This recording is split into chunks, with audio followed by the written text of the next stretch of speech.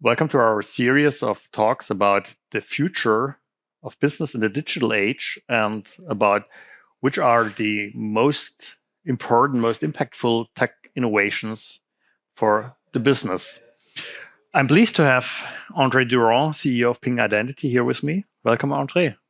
Pleasure to be here, Martin. Yeah, so maybe you give a little bit of a background about yourself first, and then we start the conversation. All right. So 20 years in identity. Knew nothing about it before I started, but started out right about the time that emerging standards for federation and single sign-on were emerging, kind of pre-SAML, if you will, and kind of grew up with the open standards, the development of the open standards in identity that would allow us effectively to move from, call it enterprise scale identity to internet scale identity. And so Ping Identity serves 60 plus of the Fortune 1000. Today we protect about 3 billion accounts, and we do everything from now, how do you verify the real identity of a user in 60 seconds or less? How do you securely store their profile? How do you strongly authenticate them and allow them to move around?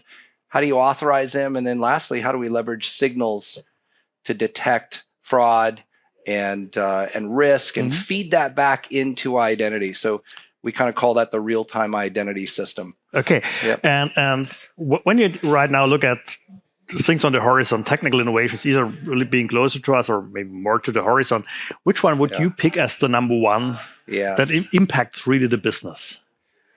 Well, I actually have three, but it's short, medium, and long term. Okay. Right? Near term, the one that I'm most excited about is orchestration. So when you think about identity, it's an integration challenge. Everyone gets the concept that we're trying to centralize identity as the control plane for a distributed world. Users anywhere, applications, workloads anywhere. The challenge is the identity is only as useful as it is integrated with the applications. And that integration today is largely hard-coded, if you will. I call it custom cement. And so businesses lose agility when they start integrating the identity control plane by hard-coding the experiences that you and I have as we interface with these systems. The ability to orchestrate the integration of the identity capabilities and orchestrate the experience that you and I have when we interface with those capabilities without coding, without hard coding, is a complete game changer. Yeah. It's a 10x in terms of speed. Okay. And I fully agree. I think we also see this happening because, and beyond the identity domain, where most workflows were really identity domain, and this is really about to change. It goes well beyond it because we have step one in identity integration challenge. We have multi-generational IT. We don't have consolidated platforms, so there's multiple identity tech to integrate. That's phase number one. But identity is the steel thread of security that runs through the user experience, not just when they register and authenticate, but all the way through the omni-channel of a digitally transformed company. So the integration has to extend to everything around identity. Yeah. Okay, what is your midterm thing then? So medium term, we've spent the last 10 years trying to get our authentication house in order. Started with standards-based single sign-on, extended to multi-factor authentication. Now we're adding risk signals to achieve passwordless authentication experiences. You might as well say that's been the bulk of the activity for the last maybe decade or so, but especially in the last 5 years. If you look forward, the point of identity is not to authenticate a user. The point of identity is to authorize a user. We just have to do step one before we move to step two. So what I'm most excited about the next 10 years is the ability to centralize policy for authorization.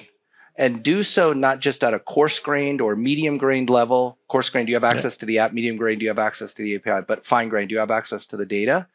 Or fine-grained access to the APIs, which is really the control, the choke point, the control point.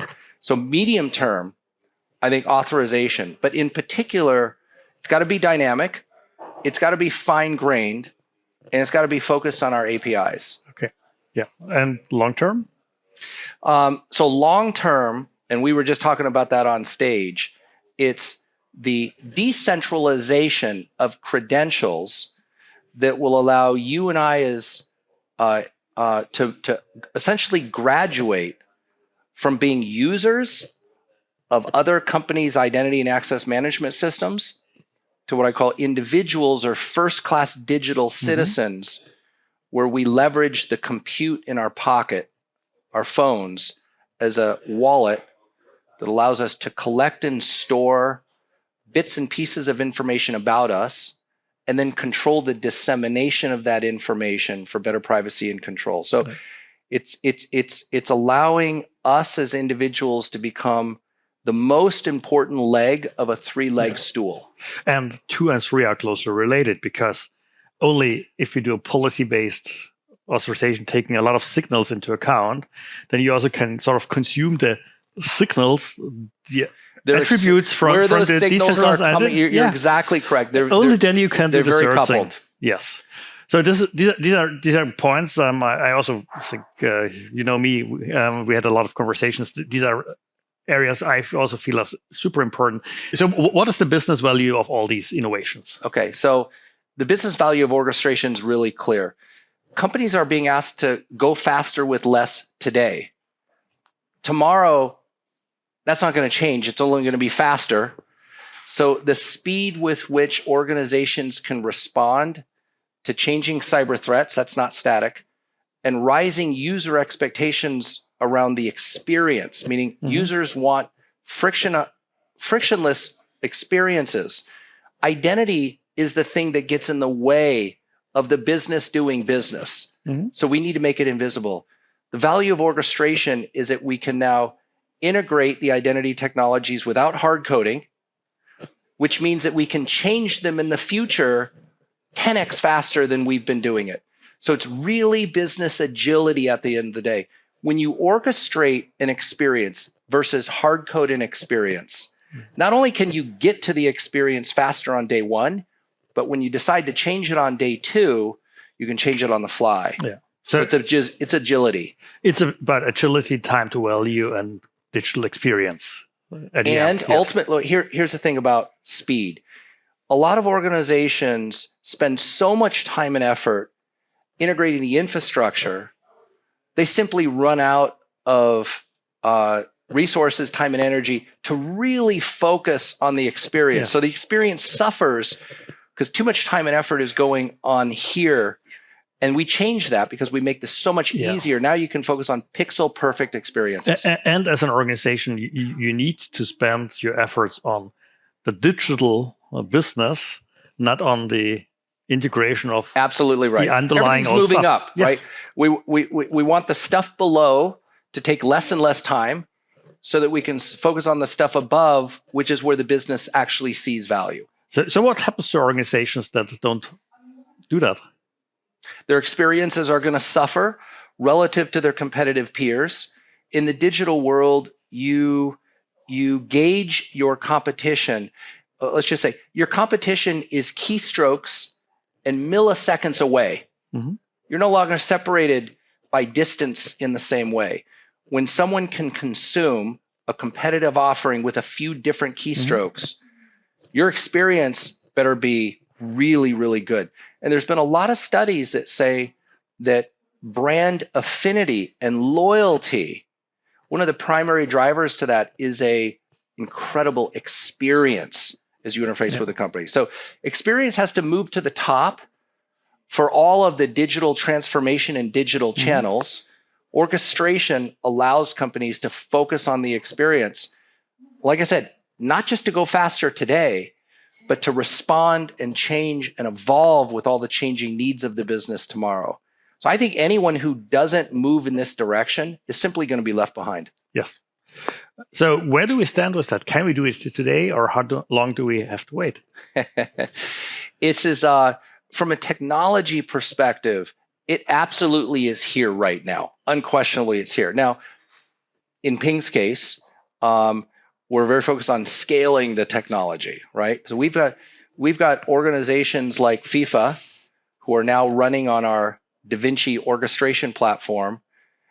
As they project forward with FIFA Plus, which is their digital, all of their kind of digital transformation and all the digital channels of propagating soccer, you could see as much as half of the planet, half of the planet wanting to authenticate to FIFA for World Cup games. 3 billion plus users. So the size, the scale, the performance, the global infrastructure, the redundancy of an orchestration engine that's going to manage that sort of scale and performance is no trivial task. The underlying technology is there. Now we're focused on the scale. We're also focused on how many integrations can we enable for an organization with little to no work, meaning we've done all of that work for them. So all the underlying capabilities are there. It's being deployed now, and now it's about scale on 2 dimensions. Okay, got it. Andre, thank you very much for taking the time to talk with me about your perspectives on technical innovation impacting the future of digital business. My pleasure, Martin. Thank you. And thank you to all of you listening to us, and hope to have you soon back in one of our other podcasts. Thank you.